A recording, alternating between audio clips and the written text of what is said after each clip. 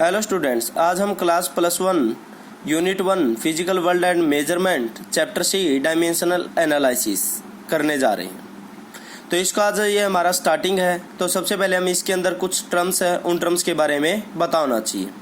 सबसे पहले हम बात करेंगे डायमेंशंस की। The dimension of a physical quantity are the power to which the unit of the base quantity are raised to represent and the derived unit that quantity. मतलब ये कहता है आपके पास कोई भी एक क्वांटिटी है, ठीक है, उसकी जो क्या बेस यूनिट है, उसकी जो वो पावर होगी, वो पावर आपकी क्या कहलाती है, आपकी जो पावर वो क्या कहलाती है, डायमेंशन से कहलाती है। जैसे कि आपके पास ये एफ फोर्स है, फोर्स का डायमेंशन फार्मूला आपने क्या ले लिया, m1 L1T-2। ये डायमेंशन फार्मूला कैसे बनते हैं वो मैं आपको अभी समझाऊंगा, ठीक है। तो सबसे पहले हम ये एग्जांपल के द्वारा मैं आपको डायमेंशन फार्मूला, डायमेंशनल इक्वेशन, इन सभी की डेफिनेशन को क्लियर करना चाहता हूँ। तो सबसे पहले अगर हम बात करें तो हमारे पास फोर्स है, उसका डायमेंशन फार्मूला कितना है, m1 L1T-2।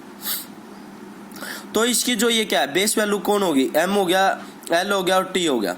अब बेस वैल्यू की पावर कौन है, अब यहाँ पर m की पावर 1 है, l की पावर 1 है, t की पावर -2 है।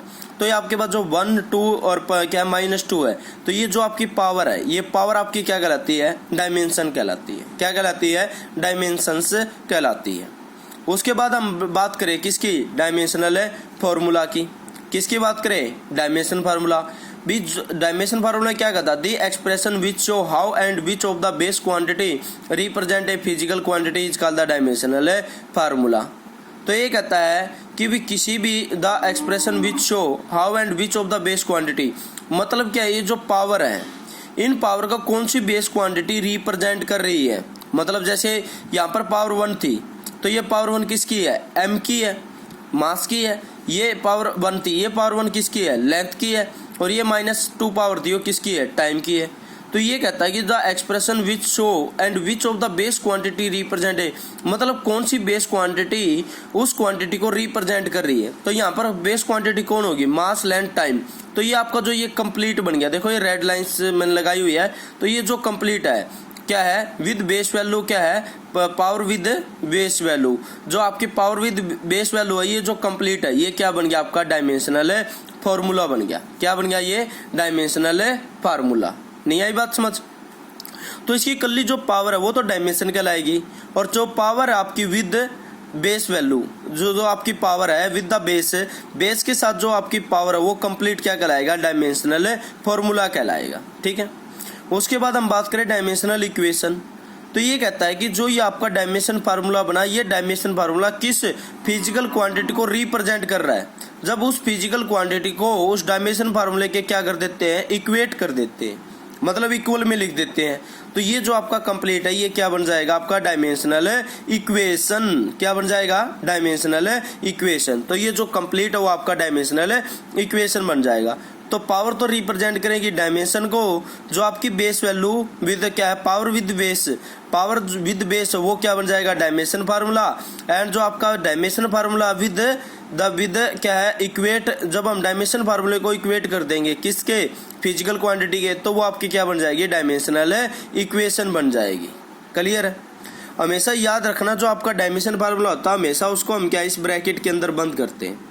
जैसे फोर्स का डायमेंशन फार्मूला है m1 L1T-2, तो इसका जो डायमेंशन फार्मूला है इस प्रकार इस ब्रैकेट के अंदर क्लोज किया जाता है। क्लियर। अब मैं आपको समझाऊंगा कि ये डायमेंशन फार्मूला हम बनाते कैसे हैं। अगर हम यहाँ पर देखें एरिया की बात करें, तो एरिया जो हमारा किसी भी क्या है, रेक्टेंगल है, जैसे उसका एरिया निकालना है, तो एरिया आपका क्या हो जाएगा, लेंथ इंटू में ब्रेथ। तो ब्रेथ को भी क्या है, सेम इंची टेप से नापते हैं, लेंथ को भी सेम इंची टेप से नापते हैं। क्लियर है। तो इन दोनों को हमने क्या कर दिया, L और L से रिप्रेजेंट कर दिया। तो लेंथ के लिए बेस हमने L ले लिया और ब्रेथ के लिए बेस क्या ले लिया, L। तो यहाँ पर क्या हो गया, L2 हो गया। अब हम इसका डायमेंशन फार्मूला बनाए, तो ये ब्रैकेट स्टार्ट होगी हमारी। यहाँ पर कोई m की वैल्यू है नहीं है, कोई पावर नहीं है, तो m 0 हो गया। यहाँ पर L की कितनी है, 2 पावर है, तो यहाँ पे कितना हो गया, L2। और T की कितनी पावर है, 0, तो ये कितना हो गया, 0। इसी प्रकार हम वॉल्यूम की बात करें, तो लेंथ इंटू ब्रेथ इंटू में हाइट हो गया। क्लियर है। तो लेंथ को भी क्या है, इन तीनों को सेम इंची टेप से ही नापते हैं हम, तो सेम इंस्ट्रूमेंट का यूज करते हैं इनको नापने के लिए। तो लेंथ का भी बेस क्या हो गया, L, और वह क्या है, जो ब्रेथ है उसका बेस क्या हो गया एल, और हाइट का भी हमने क्या ले लिया, एल ले लिया। तो इसी प्रकार ये क्या हो गया, एल क्यूब हो गया।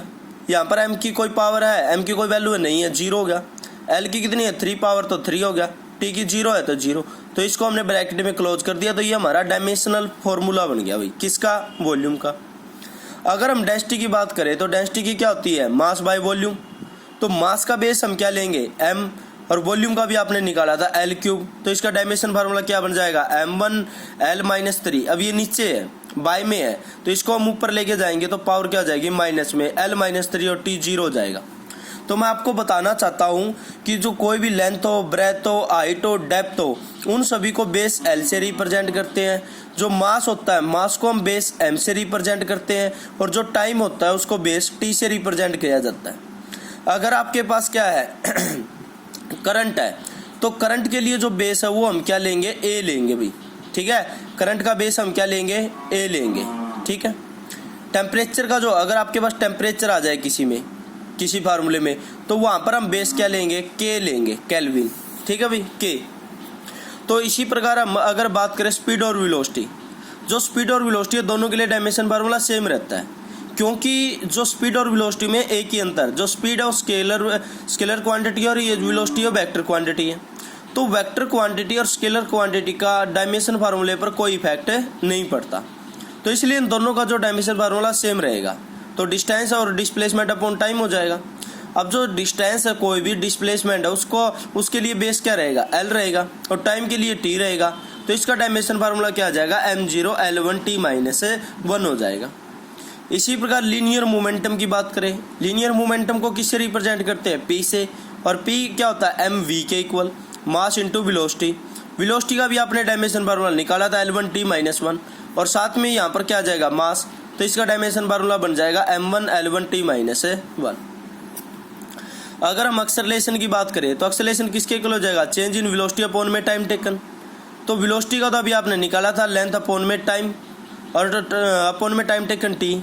तो एल अपॉन में, अब ये टी भी क्या डिवाइड में चला जाएगा, ऊपर लेके आएंगे तो टी की पावर -2 हो जाएगी। तो यहाँ पर डायमेंशन फार्मूला क्या आ जाएगा, m0 l1t-2। अगर हम फोर्स की बात करें, फोर्स क्या होता है, मास इंटू एक्सेलरेशन होता है। तो मास के लिए यहाँ पर m आ गया, एक्सेलरेशन के लिए अभी आपने निकाला है l1t-2। तो इसका डायमेंशन फार्मूला क्या आ जाएगा, m1 l1t-2 हो जाएगा। अगर हम इम्पल्स की बात करें तो इम्पल्स क्या होता है, फोर्स इंटू में टाइम होता है। तो फोर्स का डायमेंशन फार्मूला आपने क्या अभी निकाला था, m1 l1t-2। तो फोर्स के लिए तो सेम लिख दिया, और टाइम के लिए इंटू में टी आ गया। तो टी की पावर -2 थी, उसमें एक पावर ऐड कर देंगे तो -1 बच जाएगा। तो इम्पल्स का डायमेंशन फार्मूला क्या हो जाएगा, m1 l1t-1 हो जाएगा। अगर हम बात करें प्रेशर की, प्रेशर क्या होता है, फोर्स अपॉन में एरिया। फोर्स का भी आपने निकाला था m1 l1t-2, अपॉन में एरिया के लिए क्या आ जाएगा, L2। अब ये L2 पर जाएगा तो 1 माइनस में 2, -1 बच जाएगा। तो यहाँ पर डायमेंशन फार्मूला क्या हो जाएगा, m1 l-1t-2 हो जाएगा। अगर हम वर्क की बात करें, वर्क क्या हो जाएगा, फोर्स इंटू में डिस्प्लेसमेंट, या डिस्टेंस बोल दो आप, क्योंकि इसमें क्या है, स्केलर और वेक्टर का कोई इफेक्ट नहीं पड़ता। तो फोर्स का भी निकाला था m1 l1t-2, इंटू में डिस्टेंस के लिए L1 हो जाएगा। तो इसका डायमेंशन फार्मूला हो जाएगा m1 l2t-2। तो इसी प्रकार अगर आप कोई भी क्या है क्वांटिटी है, अगर आपको उसका क्या है फार्मूला पता है, तो उसका डायमेंशन फार्मूला आप इजीली कैलकुलेट कर सकते हो। तो जब भी आपको किसी का डायमेंशन फार्मूला निकालना है तो उससे पहले उसके फार्मूले याद करो, और फिर आप आसानी से उन क्वांटिटियों का क्या है डायमेंशन फार्मूला कैलकुलेट कर सकते हो। Okay students, thank you. अगर इस वीडियो को आप क्या है मेरे यूट्यूब चैनल पर भी देख सकते हो, और उसको क्या आप ज़्यादा से ज़्यादा शेयर करें ताकि और बच्चे भी इसका फ़ायदा उठा सकें। Okay, thank you students.